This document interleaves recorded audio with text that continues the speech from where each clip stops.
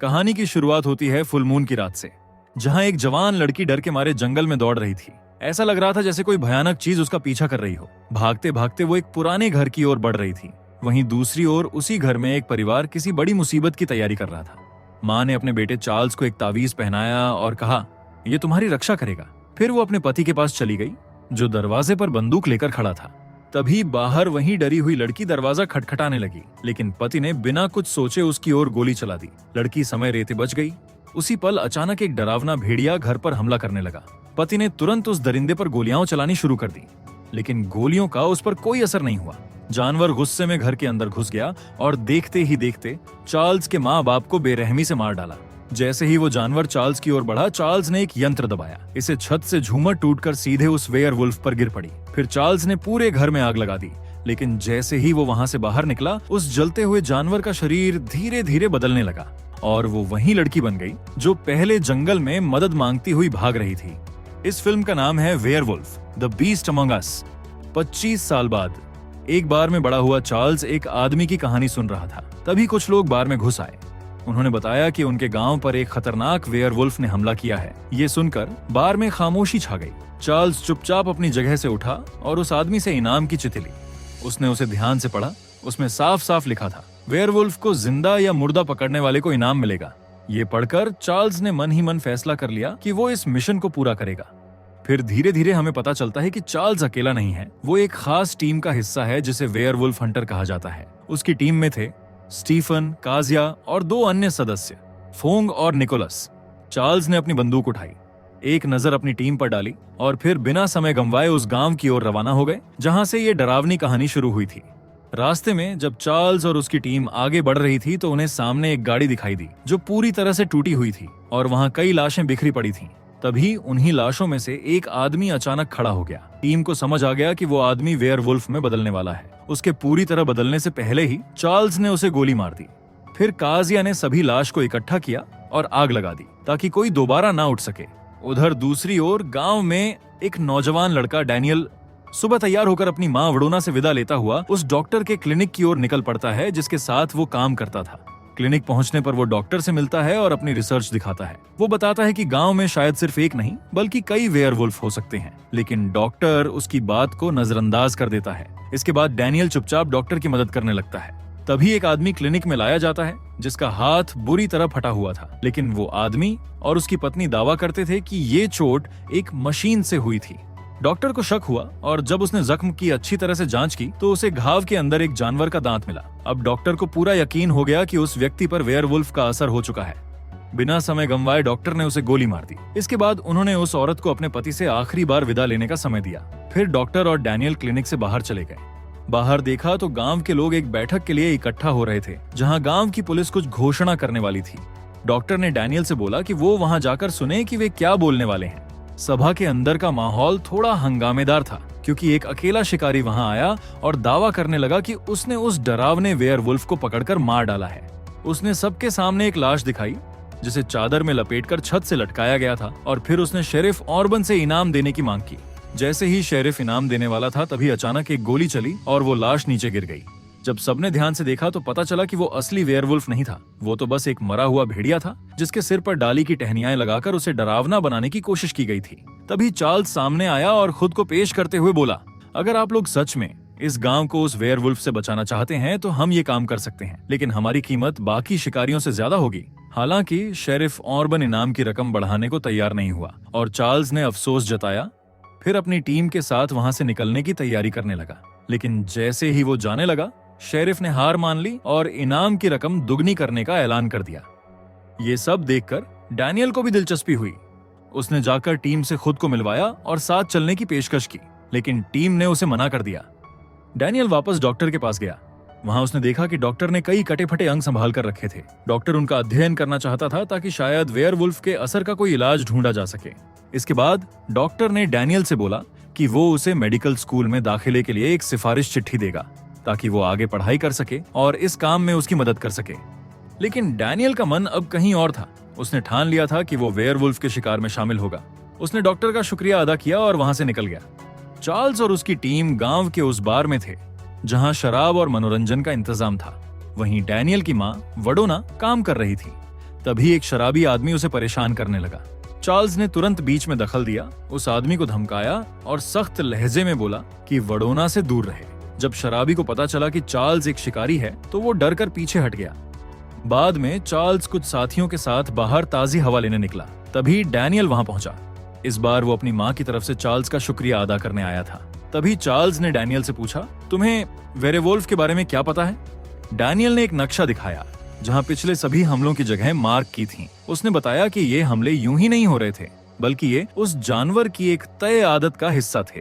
ये सुनकर चार्ल्स ने बोला, इसी आदत का फायदा उठाकर हम उसे अपने जाल में खुद बुलाएंगे।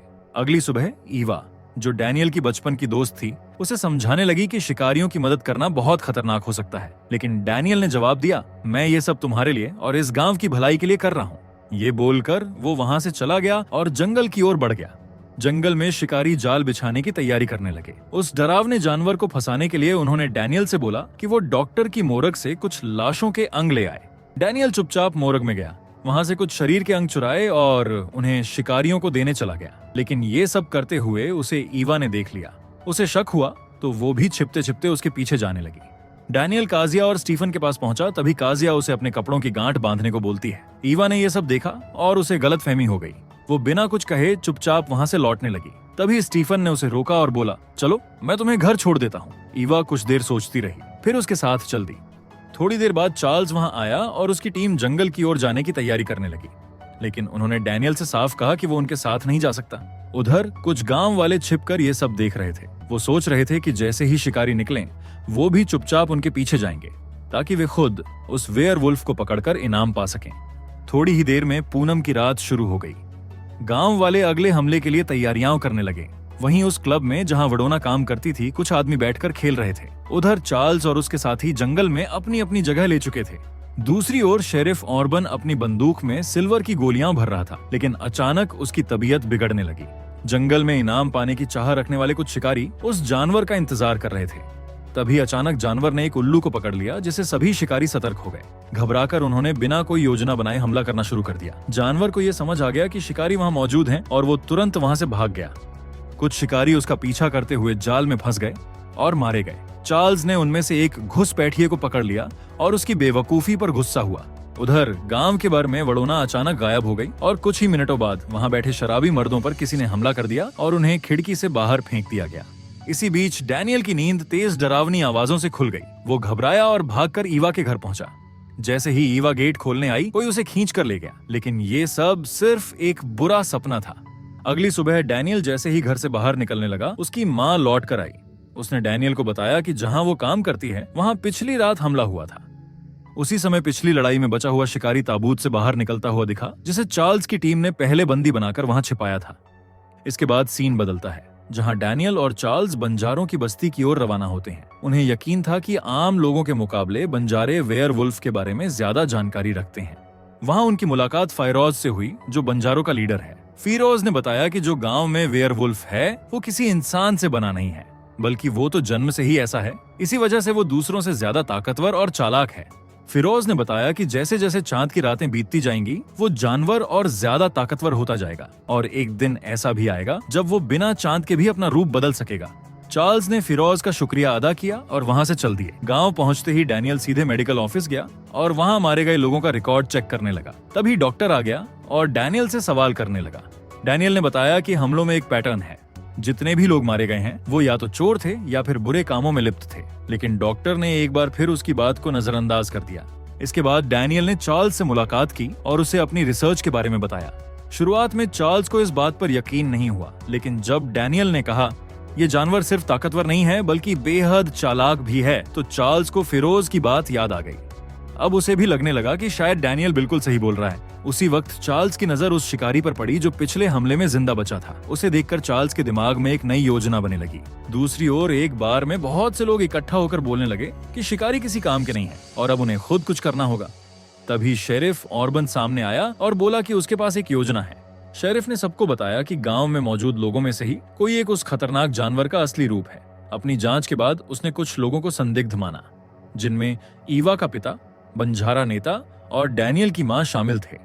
प्लान ये था कि इन सबको रात तक एक कमरे में बंद रखा जाएगा, ताकि अगर इनमें से कोई जानवर निकला तो सबको पता चल जाएगा। लेकिन हैरानी की बात यह हुई कि शेरिफ के पास भी पिछली रात का कोई सबूत नहीं था, इसलिए उसके अपने ही आदमियों ने उसे भी बंद कर दिया। उधर चार्ल्स और उसकी टीम मिले हुए सबूतों का ध्यान से अध्ययन कर रही थी। तभी डैनियल वहां आया और बताया कि उन्हें खंडहरों में उस जानवर का ठिकाना मिल सकता है। कुछ देर बाद चार्ल्स अपने शिकारी साथियों के साथ वहां जाने की तैयारी करने लगा, लेकिन एक बार फिर डैनियल को साथ जाने से मना कर दिया गया। शिकारी टीम ने उस शिकारी को पकड़ लिया जो पिछली बार हमले से बचा था। अब उसे जानवर को फंसाने के लिए चारे की तरह इस्तेमाल किया जाने वाला था। डैनियल भी खंडहर पहुंचा और दूर से चार्ल्स की टीम को देखता रहा। फिर वो खुद को छुपाने के लिए कोई जगह ढूंढने लगा। रात हो चुकी थी, शिकारी अपनी अपनी जगह ले चुके थे, चांद आसमान में चमक रहा था।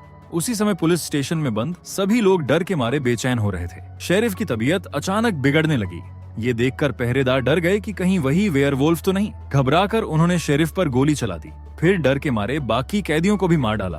सिर्फ फिरोज और डैनियल की माँ वडोना ही बची। वडोना ने बोला कि वो कैदियों की हालत देखने में मदद करेगी, लेकिन जैसे ही दरवाजा खुला वो तेजी से भाग निकली।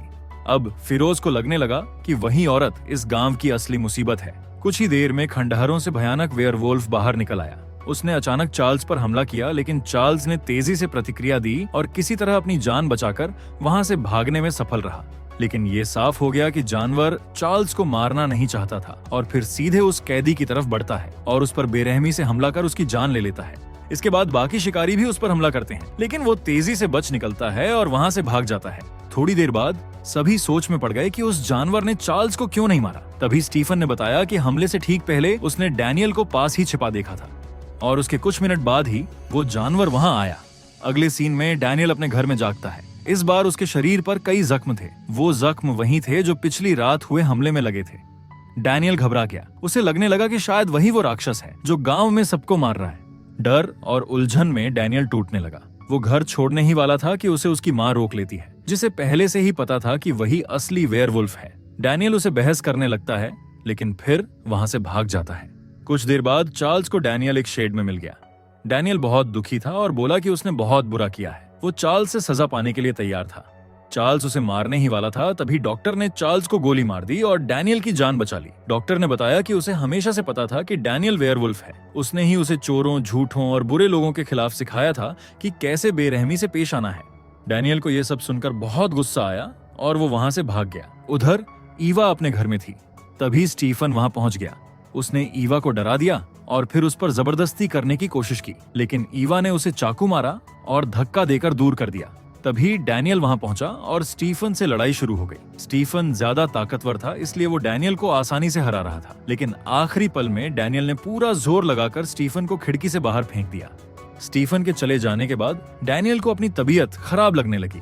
उसने ईवा को एक चांदी का खंजर दिया और बोला, अगर मैं दोबारा वेयरवुल्फ बन गया तो यही हथियार मुझे रोक सकता है। फिर उसने ईवा को किस किया और वहां से चला गया। जंगल में डैनियल अकेला पेड़ों के बीच चल रहा था। तभी अचानक स्टीफन फिर से वहां आ गया। उसने पीछे से डैनियल पर हमला किया और उसे बेहोश कर दिया। रात होते ही डैनियल को एक पेड़ से जंजीरों में बांध दिया गया। चारों तरफ लोग जमा थे, स्टीफन, बाकी शिकारी और ईवा, जिसे जबरदस्ती वहां लाया गया था। डैनियल ने सबको चेतावनी दी, अगर इस बार मैं खुद पर काबू नहीं रख पाया तो कोई नहीं बचेगा। जैसे ही चांद की रोशनी डैनियल पर पड़ी, उसका शरीर धीरे धीरे बदलने लगा और वो एक भयानक वेयरवुल्फ में तब्दील हो गया। इस मौके का फायदा उठाकर ईवा किसी तरह वहां से निकल भागी। स्टीफन ने जाते जाते बाकी लोगों से कहा, जानवर को गोली मार दो। तभी वडोना वहां पहुंच गई और सबको समझाने लगी, डैनियल की कोई गलती नहीं है, वो ऐसा ही पैदा हुआ था। उसके पिता को वेयरवुल्फ ने काटा था। डैनियल, जो अब पूरा वेयरवुल्फ बन चुका था, जंजीरें तोड़कर खंडहर की तरफ भागा। रास्ते में उसकी माँ उसे बचाने के लिए सामने आ गई और गोली लगने से मर गई। कुछ शिकारी जानवर का पीछा करते हुए सुरंगों में घुसे, लेकिन वे बेरहमी से मारे गए। स्टीफन ईवा को घसीटते हुए एक गुफा में ले गया। तभी वेयरवुल्फ वहां पहुंच गया, लेकिन स्टीफन ने उसे जमीन पर पटक दिया। वेयरवुल्फ ने तुरंत पलटवार किया और उसके चेहरे पर हमला कर दिया। जैसे ही उसके चेहरे पर जख्म हुए, वो कुछ ही पल में ठीक हो गए। तभी स्टीफन की असली पहचान सामने आई। उसके भी नुकीले भेड़िए जैसे दांत थे।